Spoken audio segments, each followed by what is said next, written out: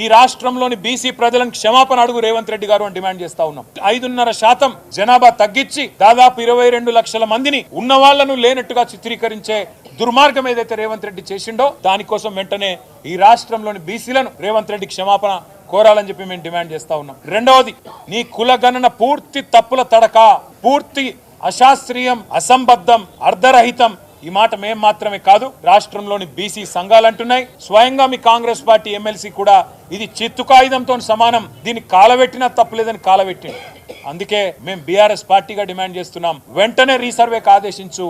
15 రోజుల నెల రోజుల తీసుకొని వెంటనే రీసర్వేకి ఆదేశించి సరైన లెక్కలు తేల్చండి. మేమందరం కూడా చొరవ తీసుకుంటాం. మొన్న అన్నావు కదా, కేసీఆర్ పాల్గొనలే, కేటీఆర్ పాల్గొనలే, ఇంకొకరు పాల్గొనలేదని. మాకు మీరు ఏం చెప్పినారు? మీ కులగనప్పుడు స్వచ్ఛందంగా ఎవరు ముందుకు వస్తే వాళ్ళు రండి, ఇచ్చేది ఇవ్వండి అన్నావు. అయినా నాకు తెలియక అడుగుతా, కుంటి సాకులు అడగడం కాదు, కుంటి సాకులు ఎత్తకడం కాదు.